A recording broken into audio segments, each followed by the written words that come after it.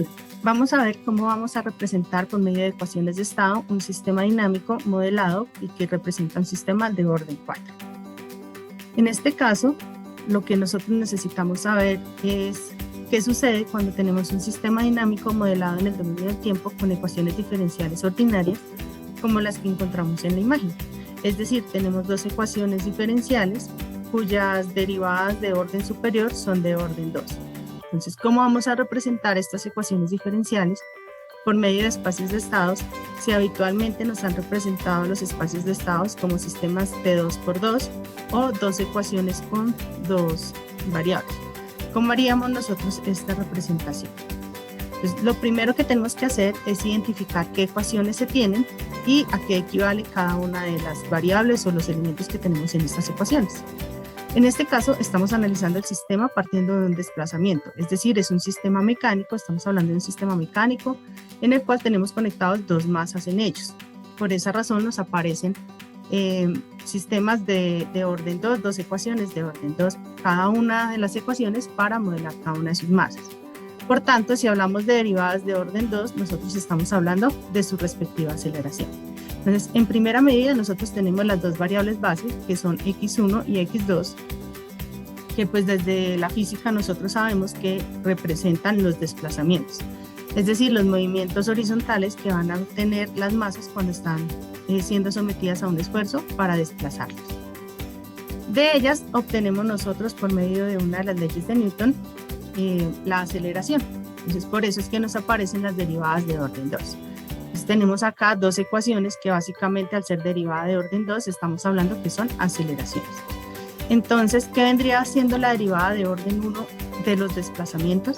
Si nosotros ya tenemos un desplazamiento y sabemos que el orden 2 es la aceleración, la derivada del desplazamiento es la velocidad, tal como se está representando acá. Entonces, estas son las variables que nosotros vamos a utilizar. Las X son los desplazamientos, las B son las velocidades y las A son las aceleraciones. Entonces, ¿cuáles son las ecuaciones de este sistema? O sea, ¿con cuáles vamos a trabajar nosotros para modelarlas? Entonces, básicamente, lo que vendría a ser la derivada de orden 1, es decir, la velocidad, y la derivada de orden 2, que sería la aceleración. Que pues la aceleración ya sabemos que su equivalente es la derivada de la velocidad. Ya nosotros tenemos las ecuaciones diferenciales que necesitamos, ya sabíamos que era un orden 4, por lo tanto necesitaríamos 4 ecuaciones. Entonces ya tenemos las 4 ecuaciones, ya nos queda es cómo las vamos a representar por medio del diagrama de los espacios de estados. Para ello, lo primero es que nosotros ordenemos estas ecuaciones, es decir, cómo vamos a decidir nosotros qué va en el primer renglón, qué va en el segundo, qué va en el tercero y qué va en el cuarto para cada una de las matrices o vectores. Entonces, esto es muy importante que nosotros lo decíamos en primera instancia. Pues, por lo tanto, eso es lo que tenemos que hacer. ¿Cuál es la recomendación? Que el orden que nosotros determinemos, tanto en los renglones, sea el mismo orden que vayamos a determinar para las columnas. Es decir, si yo decido acá que la ecuación 1 va a ser la derivada de x, o sea, la velocidad 1, tengo que seguir que la ecuación 2 va a ser la derivada de esa velocidad, o sea, mantenerme con la misma variable. Y eso mismo sucede con el caso del sistema de la masa 2. Entonces, ordenarlas, definir cuál va a ser mi ecuación 1, cuál va a ser mi ecuación 2, ecuación 3 y ecuación 4. Y de esta manera comenzamos a ubicar las variables correspondientes. Para lo cual les sugiero que se identifiquen todas las variables de cada ecuación. Y si no se tienen, recuerda que todo número multiplicado por 0 se anula, o número, o variable, o dato multiplicado por 0 se anula. Pues simplemente, como sucede en el caso acá, por ejemplo, de x1, nosotros no la tenemos, pero sabemos que va a estar multiplicada por 0. Entonces, aceptar que existe ahí un número, y ese número pues va a ser 0. Y empezamos a ubicarla en el orden que corresponde. ¿Cuál es el orden? Si nosotros al lado izquierdo definimos que primero va x1, la derivada de x1, pues al lado derecho tendría que ir en primera instancia x1, porque estamos hablando de la misma variable. Recordemos que esto es una operación punto a punto, vector matriz, entonces por eso tenemos que garantizar este mismo orden. Mirando la ecuación superior, ¿qué término está acompañando a x1? Un 0. Por esa razón ya ubicamos acá el 0. Ahora nos vamos con el segundo término. El segundo término es B1, que está señalado con color verde. ¿Qué número o qué término está multiplicando a B1? El número 1. Ahora vamos con X2, que está multiplicado por el número 0. B2, que está multiplicado por el número 0 también. Y vamos con la entrada U de T, que también está multiplicada por el número 0. De esta manera, ya se tiene la primera ecuación diferencial ordinaria representada en la matriz de estado del sistema. Entonces, básicamente, ¿qué hacemos?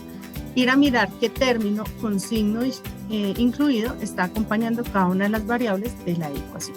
Entonces, vamos a hacer el mismo procedimiento, pero para la ecuación 2, o la que llamamos ecuación 2. Lo mismo, garantizamos que todos los términos de la ecuación estén relacionados allí, y si no existe, la multiplicamos por 0, como es el caso de B2.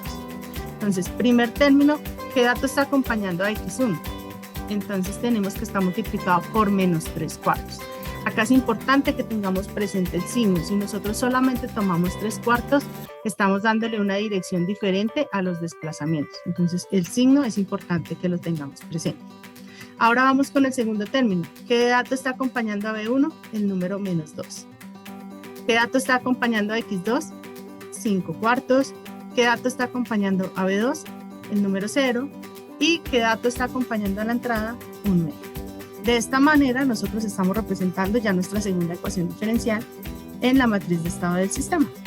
Ese mismo procedimiento lo hacemos con las ecuaciones 3 y 4. Ya hicimos las dos de la izquierda, ahora procedemos a hacer las dos de la derecha. De esta manera obtenemos nosotros nuestra matriz de estado para este sistema.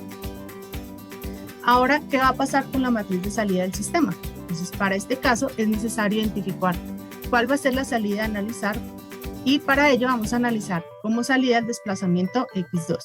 Alguien puede haber dicho, no, mi desplazamiento es X1 como salida. Entonces en ese caso pues analizaríamos a X1. ¿Cómo nosotros procedemos a obtener esta ecuación superior que determina la salida? Lo que me están diciendo, su salida es X2. O sea, la única que me interesa ver o conocer es qué pasa con X2. Es decir, a ella la voy a multiplicar por 1. Lo demás, pues los demás términos irían multiplicados por 0. Reitero, todo número multiplicado por 0 o variable multiplicada por 0 se anula o da 0. Y procedemos a reemplazar. ¿Qué acompaña a X1? Un 0 porque no es la salida que yo tengo. ¿Qué acompaña a B1? Un 0 porque no es la salida que yo tengo. ¿Qué acompaña a X2? Acá es donde entra a ver, bueno, mi salida es X2, entonces esta es la que voy a tomar como un 1.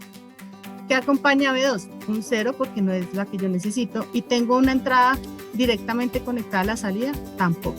Y de esta forma se obtiene la matriz de salida del sistema teniendo como salida el desplazamiento X2. Entonces, esta es la forma de representar por medio de espacios de estados un sistema de orden 4 cuando tenemos representaciones por ecuaciones diferenciales ordinarias de orden 2. Muchas gracias por su atención.